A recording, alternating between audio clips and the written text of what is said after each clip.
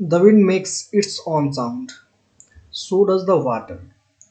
So does the earth. In fact, so does the sky. All the celestial objects are making their own sounds. There are sounds of pleasure, sounds of pain, sounds of misery, sounds of joy. For everything, there is a sound with human life. It's very true. Sounds of life, and there are sounds of death, and there are even sounds of silence. Hi everyone, I am Bipul Kumar from Jaipuria Institute of Management Jaipur, and in this video, I am going to talk about the silence is not weakness. Why are you so silent? Why are you not engaged in conversation with us? Silence is not good for you. These are the lines I used to hear many times from people. I don't know why people see it as a problem. I don't know why they want me to change. People think being silent in negative terms. They see me sometimes as arrogant, selfish, rude. In my life, I have encountered with many people who suggest me to be more talkative. I remember an incident. A new neighbor came to our colony. So whenever we meet, most of the time he started conversation and asked something, and most of the time I reply in one word or one sentence. After some time, when we become friends, he told me that in the starting days he thought I was arrogant and rude, but after some time he realized that this is my nature and I used to talk less. I am a person who love to hear more and speak less and observe people more, and I am totally a different person with my close friends. With my close friends, I speak the most and I enjoy the most. I'm not saying to be silent at everywhere at every situation. You can't be so silent or at every place because we have to speak and we have to put our ideas.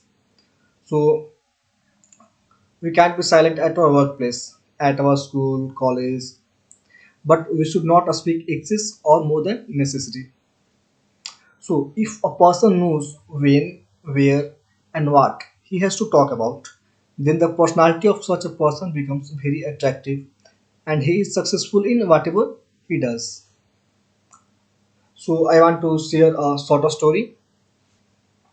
There was a famous Buddhist monk in Japan named Rijai. He used to live in solitude near a forest. Once a king of Japan comes to him and says, Munivar, I always feel restless. There is turmoil in my mind. Although I have a lot of money and all those amenities, those who people dream, then there is so much unrest and anxiety in me. His high said, You know, you know the answer, and just universe search for yourself. Would you do an experiment? And after that, there will be no anxiety, there will be no disturbance in your life. For the next 10 days, what you have to do is to you have to live as an ordinary person in this ashram, and in these 10 days you will speak as little as you can and always sit alone in solitude. The king agreed. So in his starting days he was very uncomfortable. He did not take a single word out of his mouth on the first day and sat quietly in solitude. By nightfall, he started feeling a, a strange happiness. The rest, the rest, the restlessness inside was diminishing. The next day, the king sat quietly in solitude, gazing at the plants, flowers, leaves, birds flying in the sky. Today, for the first time in his life, he had realized how beautiful the nature around him was. On the fifth day, when the king sat in solitude, After some time, his eyes closed automatically and he went into meditation.